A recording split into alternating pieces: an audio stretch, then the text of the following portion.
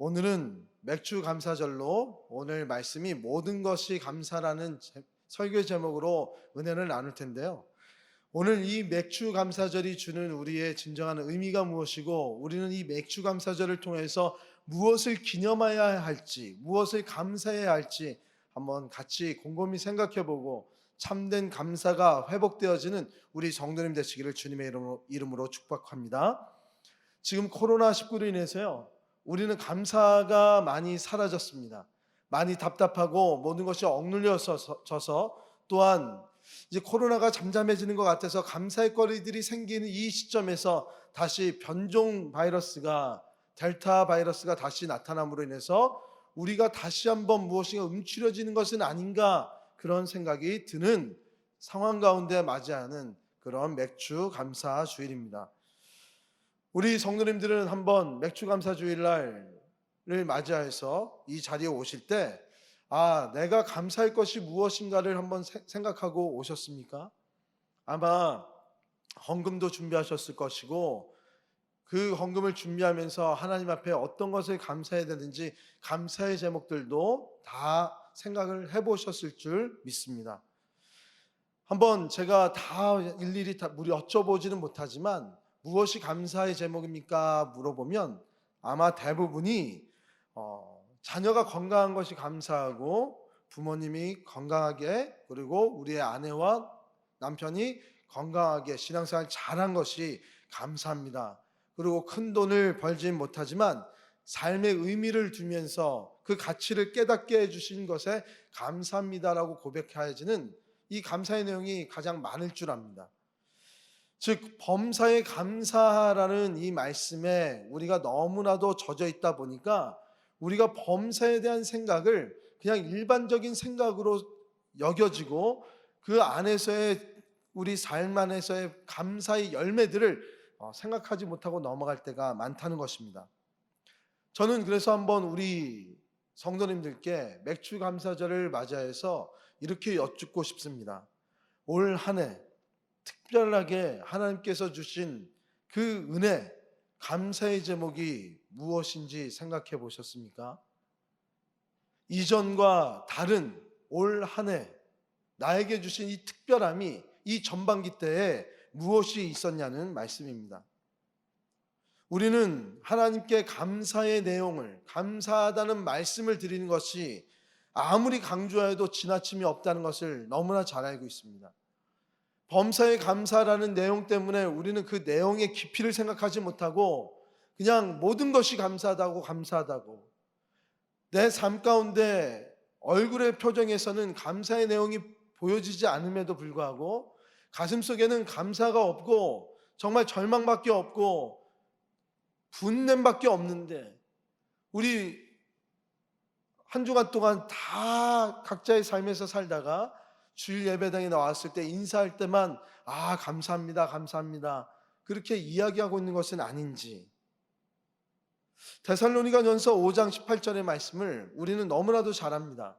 범사에 감사하라 이것이 그리스도 예수 안에서 너희를 향하신 하나님의 뜻이니라 라고 말씀하고 계세요.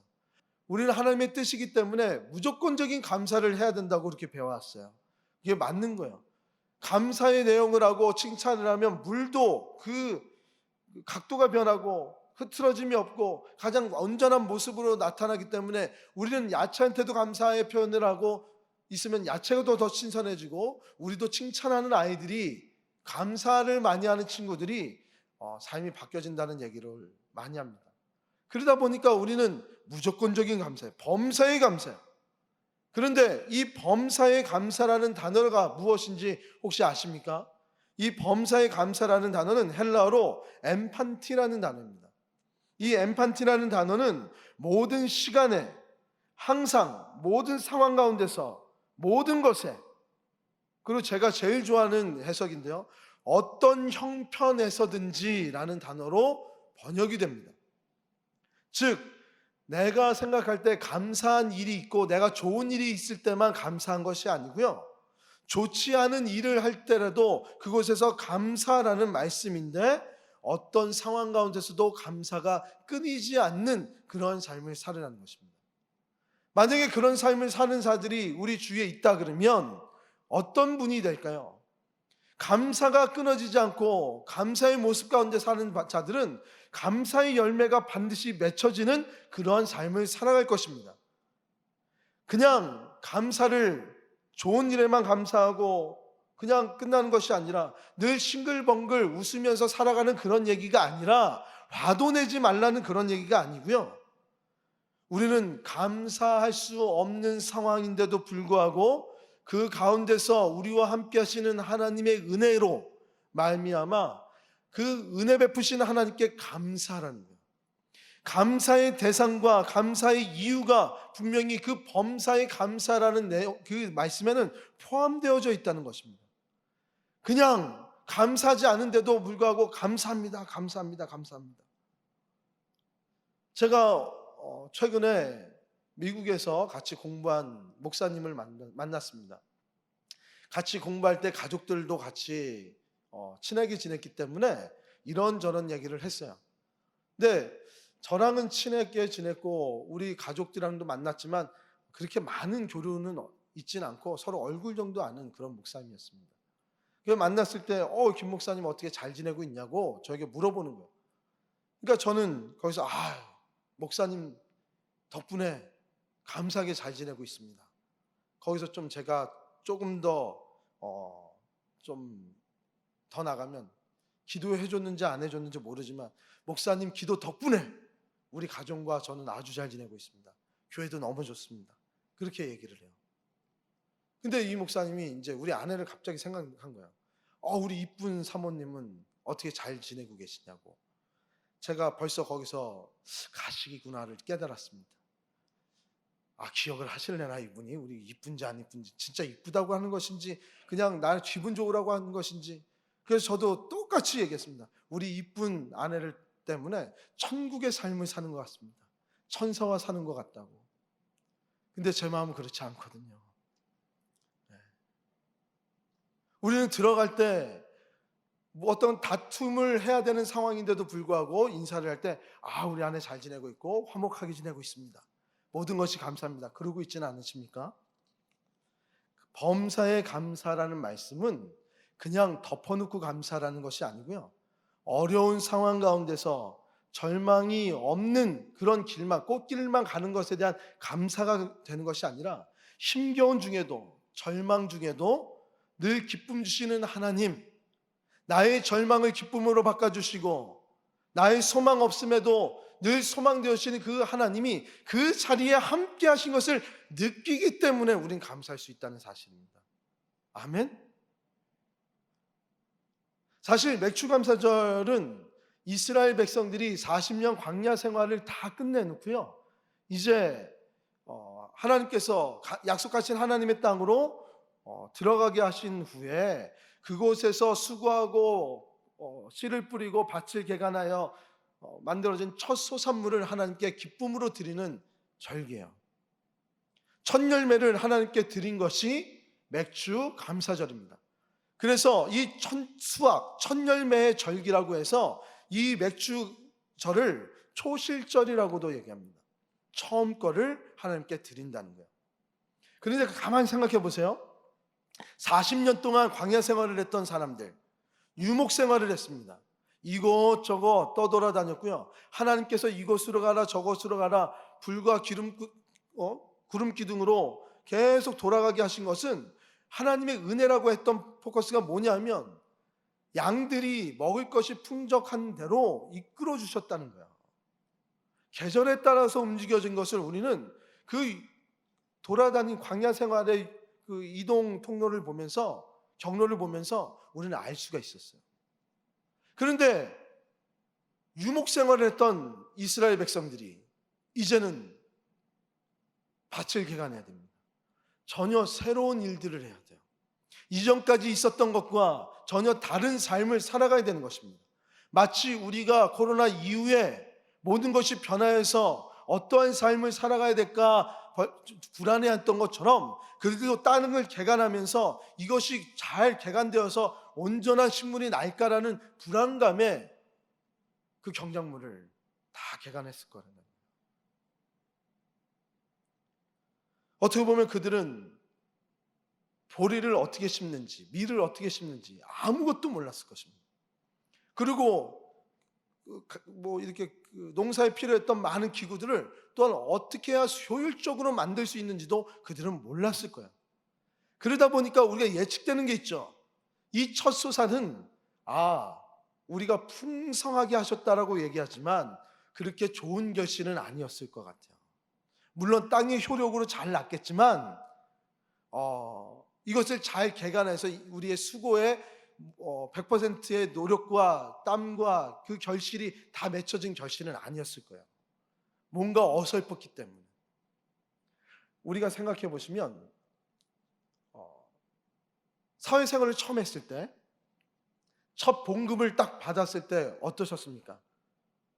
감격적이죠. 감격적이죠. 야, 내가 수고해서 첫 번째 월급을 받았다. 그런데 이 첫 번째 월급이 우리도 모르는 사이에 그냥 다 빠져나가잖아요. 첫 번째 월급은. 왜냐하면 안정이 안 된 거예요. 써야 될 부분들이 너무나도 많습니다.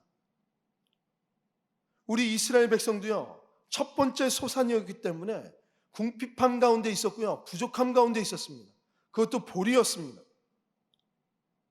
보리다 밀이다 많은 얘기 있지만 그 밀이든 보리든 그게 중요한 게 아니에요. 부족한 가운데 있었다는 게 포커스예요.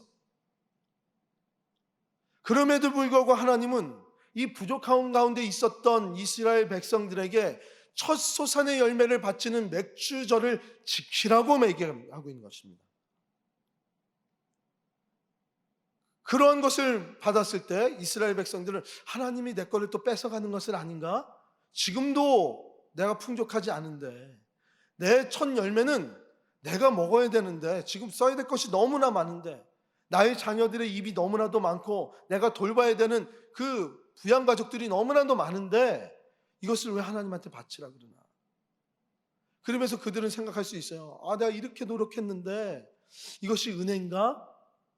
어떻게 보면 40년 동안 그들은 만나와 메추라기로 먹고 살지 않았습니까? 아무런 노력을 하지 않아도 그들은 하나님이 주시는 양식을 가지고 만나를 먹고 메추라기를 먹었습니다. 그것에 익숙했던 40년 동안 길들여졌던 삶 가운데서 이제 땀을 흘리면서 자신이 나의 것이라고 생각하면서 개간을 했어요. 모든 것이 다 좋겠지만 이스라엘 백성들 중에는 그래도 만나와 메추라기를 먹었던 것이 은혜는 아닌가 생각되어질 수도 있겠죠. 우리 성도님들은 만나와 메추라기를 먹는 것이 은혜라고 생각하십니까? 아니면 땅의 소산을 개간해서 노력하면서 살아가는 것이 은혜라고 생각하십니까? 예? 가나안 땅에서 만나와 메추라기를 먹는 게 은혜죠. 다 그렇게 생각하는데 몇 분이 이제 제자훈련은 아니라고 딱 얘기를 해요. 많은 분들은 그렇게 생각할 거예요. 즉 우리가 간구하면서 하나님한테 요구하는 걸 잘 보세요. 만나와 메추라기를 요구하는 것은 아닌가. 만나와 메추라기를 원한다면 그것은 광야로 다시금 나가야 되는 거예요. 광야의 때만 만나와 메추라기가 존재합니다. 하나님께서는 이스라엘 백성들을 애굽의 노예 생활에서부터 이끌어내 주셨어요. 그리고 광야 생활을 통하여서 하나님만을 의지하며 가나안 땅에서 하나님 나라를 이루어 나갈 것을 훈련시키셨습니다. 그러면서 마지막 때에 이제 모든 것이 준비됐을 때 가나안 땅에 입성해서 이제 땀을 흘리면서 경작을 했던 거예요. 이 하나님께서 주신 것에 대해서 감사하면서 이스라엘 백성들은 노력하면서 하루하루를 살아가고 있는 것이 가나안 땅입니다. 하지만 노예 생활 때나 광야 생활 때는 자신이 소유할 수 있는 것이 아무것도 없었어요. 노예 생활 때는 노예 자체의 신분은 소유할 수 없는 신분입니다. 그리고 광야의 때는 만나 메추라기는 그날 먹을 것만 거두게 하셨고요. 그 이후의 것은 바로 그 다음날 썩게 만드셨단 말이에요. 그러니까 무엇인가를 쌓아놓을 수 있는 곳간이 없었고요. 무엇인가를 풍성하게 주신다는 것이 없었던 것이 광야입니다. 근데 이스라엘 백성들은 가나안에 오면서 풍성하게 주시는 하나님의 은혜, 나의 곳간을 채우게 하는 그런 은혜를 허락해 주셨다는 사실입니다. 그거에 대한 감사요. 하나님께서 우리를 애굽에서 이끌어서 종되었고 노예되었던 신분을 회복시켜 주셨을 뿐만 아니라 참된 자유 가운데서 우리에게 풍성히 주심에 대한 감사를 첫 열매로 드렸던 것이 바로 맥주 감사절이라는 사실입니다. 그래서 맥주 감사절의 참된 의미는 무엇이냐면 모든 것의 공급자는 하나님이십니다라는 고백입니다. 우리가 모든 것의 공급자는 하나님이십니다라는 이 고백에서 우리는 이 맥주 감사절을 지켜야 되는 이유가 나타나는 거예요. 맥주 감사절은 첫 열매를 주님 앞에 드리는 것이라고 말씀드렸습니다. 이 첫 열매는 구약에 뭐와 같으냐면 장자와 같은 단어, 장자와 관련이 깊은 단어 중에 하나입니다. 장자는 하나님의 것이고요. 하나님이 이스라엘 그 백성을 치리하셨을 때 장자는 하나님의 것이라고 말씀하셨어요. 출애굽기에. 그리고 신약에 와서 하나님의 독생자 예수 그리스도를 이 땅에 주셨습니다. 그러면서 구원의 첫 열매로 십자가상에서 돌아가셨고 우리의 구원을 이루어 주셨어요. 그것을 보았을 때 하나님의 첫 열매라는 개념은 단순히 첫 열매만 나의 것이다 라고 얘기하는 것이 아니라 이 첫 열매를 하나님 앞에 바침으로 인해서 모든 것이 다 하나님의 것이라는 그 고백을 하게끔 되어 있는 거예요. 예수님이 구원의 첫 열매가 됐다는 것은 구원이 모든 것을 그 예수님으로 마침표로 딱 찍어진 게 아니라 이 첫 열매가 돼서 마지막 하나님이 오실 그때까지, 마지막 추수의 때가 있을 때까지 하나님이 우리에게 풍성함을 더해 주시고 은혜를 베풀어 주시고 온전한 구원을 이루신다는 그런 하나님의 약속이죠.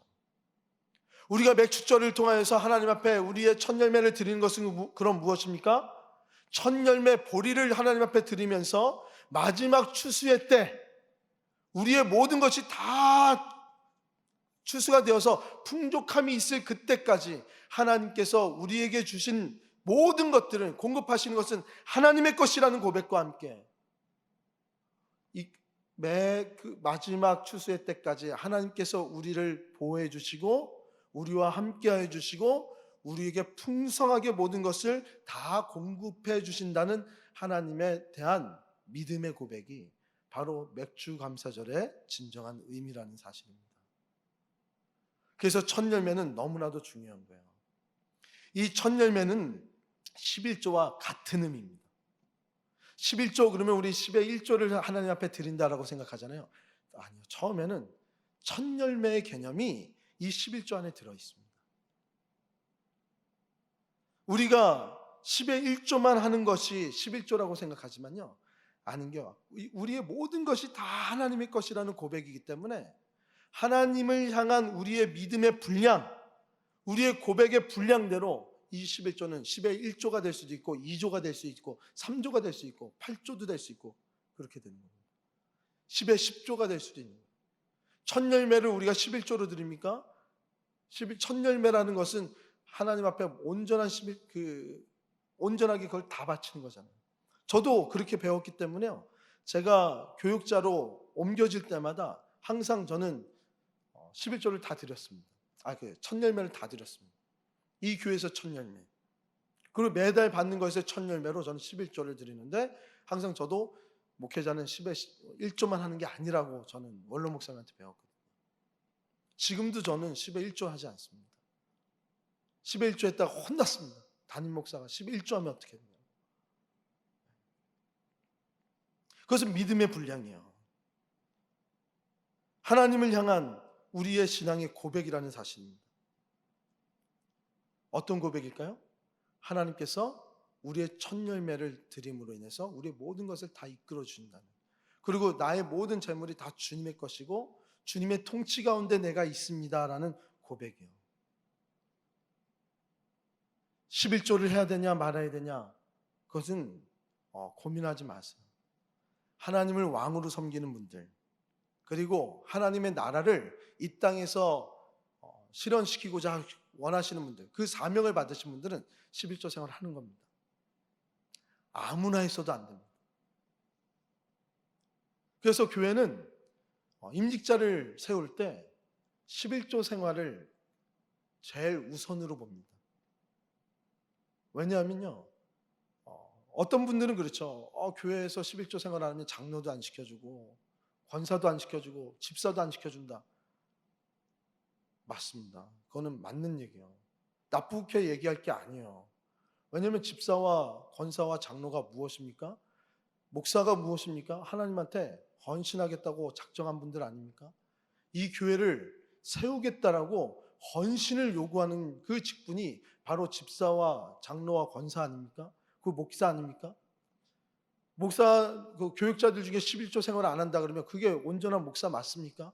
하나님의 것이라고 다 얘기하고 있는데, 교회를 세우는 일에 우리 장로님들이, 권사님들이, 집사님들이, 직분자들이 11조 생활을 안 한다는 것이 말이 되는 겁니까? 아니죠. 그것은 우리의 하나님이 모든 것을 다 주님에게 주신 것입니다라는 고백과 함께 또 뭐냐면 이 교회를 섬기겠다는 우리의 첫 번째 각오를 계속 다져나가는 거예요. 매년 첫 열매로서. 그러다 보니까 교회는 11조 생활에 대해서 다 드려야 됩니다는 아니지만 그래도 직분자는 해야 됩니다라고 얘기합니다. 그걸 봐야 되는 거예요. 교회가 세워지는 일이니까. 그것으로 선교를 하고, 그것으로 구제를 하고, 그것으로 이웃사랑을 나누고, 그것으로 건축도 하고, 그것으로 많은 일들을 하는 거니까요.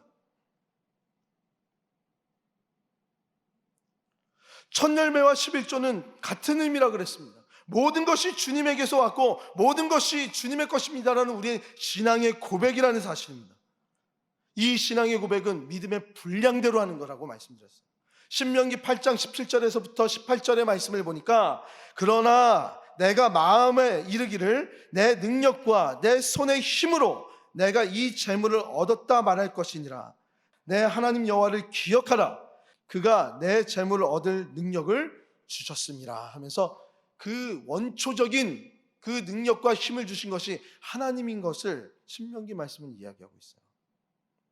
가나안 땅에서 열심히 일했지만 재물을 얻는 능력은 누가 주셨습니까? 하나님이 주셨습니다. 가나안 땅에 이끄신 분은 누구십니까? 하나님이신 것입니다. 가나안 땅에 들어갈 수 없는 신분인데도 불구하고 하나님은 은혜를 베풀어 주셔서 자유함을 주셔서 가나안 땅으로 이끌어 주신 거예요. 시편 127편 1절에 보면 여호와께서 집을 세우지 아니하시면 세우는 자의 수고가 헛되고 여호와께서 성을 지키지 아니하시면 파수꾼의 깨어 있음이 헛되다라고 말씀하고 계세요. 하나님께서 집을 세우지 않으시면요 모든 것이 헛된 것입니다.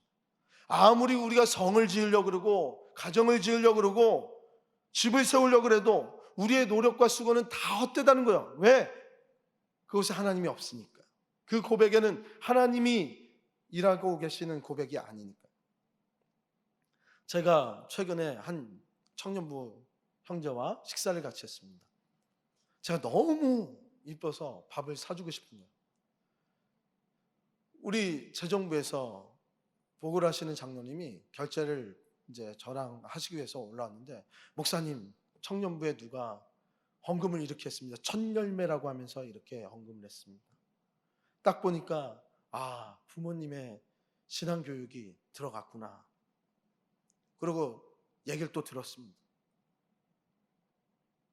강력한 부모님의 요구였든 가르침이었든 그것을 받아들인 이 청년이 너무 귀한 거예요. 요즘 친구들이 가르친다고 부모님이 윽박지른다고 그거 합니까? 안 하죠. 그래서 그 친구에게 식사 같이 하자 그랬더니 제가 그러더니 연락이 없어요. 제가 그때 반성을 했습니다. 내가 식사 같이 하자 그러면 의뢰 인사치레로 듣는구나, 진짜로 생각을 하지 않는구나. 그러면서 다시 한번 연락했어요. 우리 개인적으로 1대1로 만나는 게 부담스러우면 원하는 친구 다 데리고 와라, 내가 밥 사줄게. 그래서 친구를 데리고 왔어요.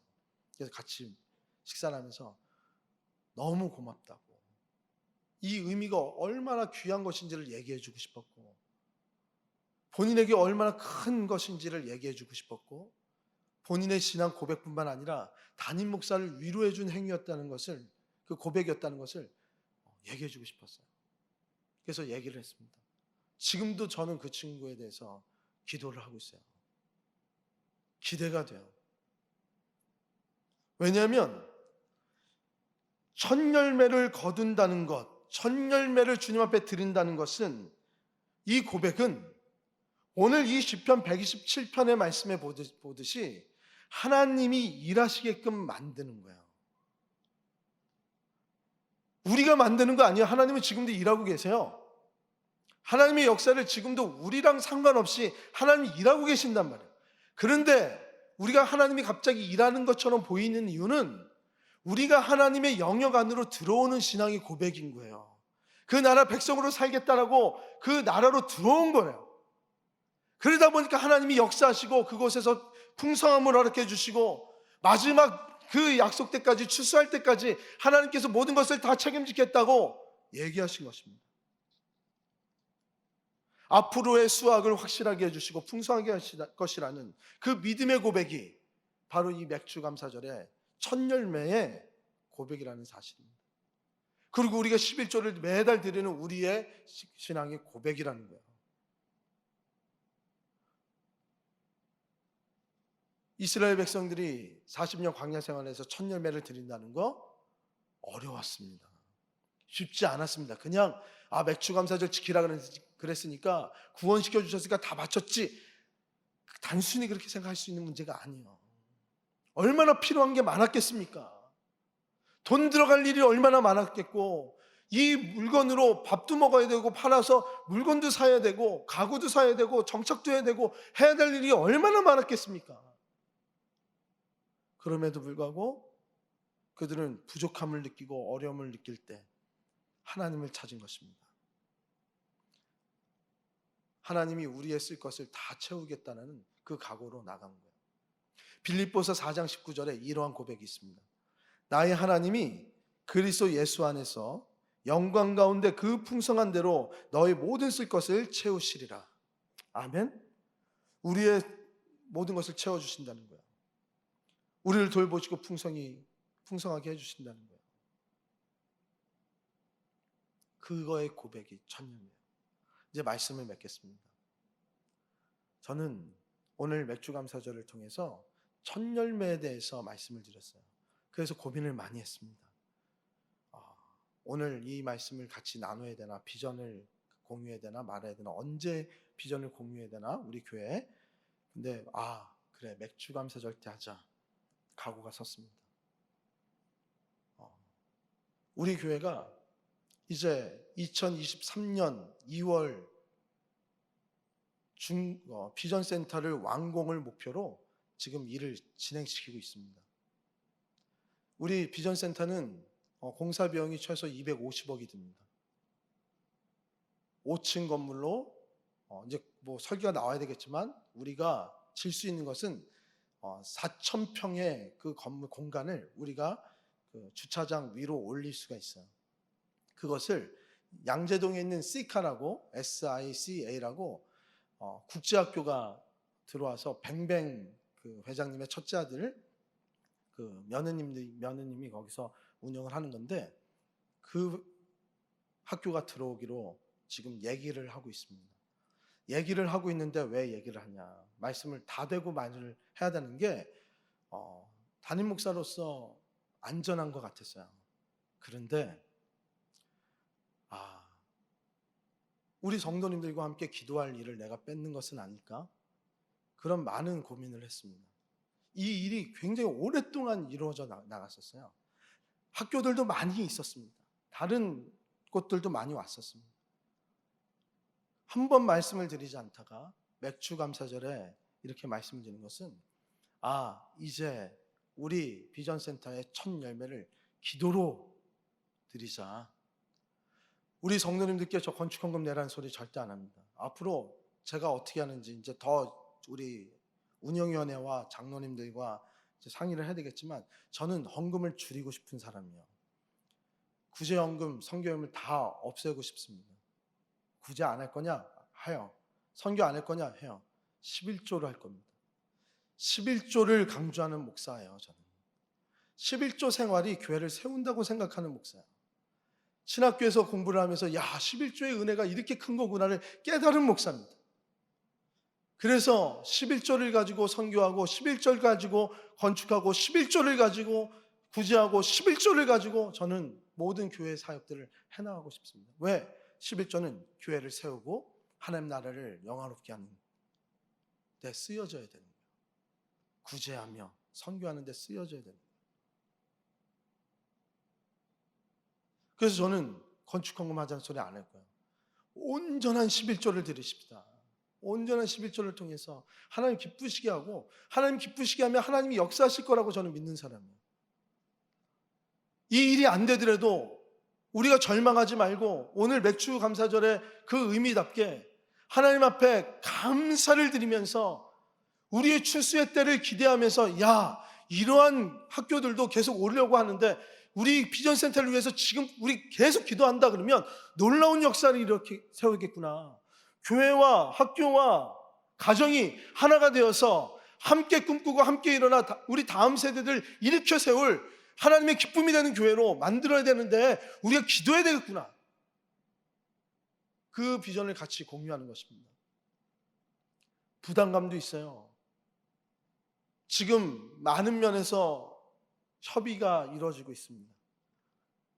그 협의 진행이 순조롭습니다. 그래서 만약에 이대로만 된다면, 우리가 기도를 많이 해주신다 그러면 추수감사절 때 계약서를 갖고 우리 공동회를 이전에 할 수 있을 것 같아요.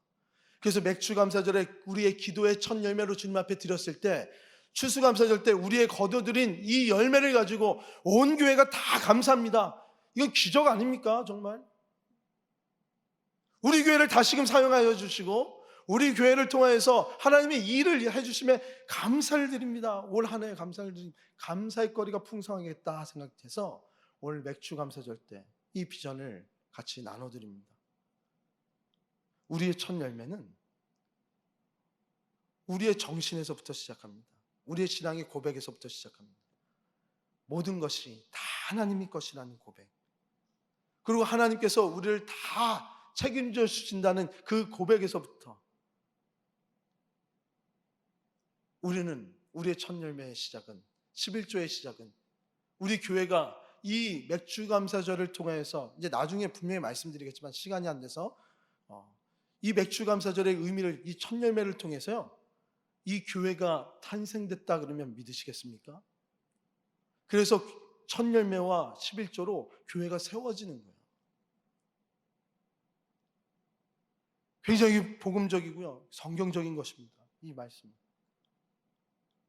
사랑하는 지은속교 성도 여러분, 우리를 구원시켜 주시고 우리의 구원을 완성시켜 주신 그 하나님께 우리는 매번 우리의 첫 열매를 통해서 하나님께 구원에 대한 감사, 우리를 풍성하게 이끌어 주실 것에 대한 감사를 한번 믿음에 도전을 해보세요.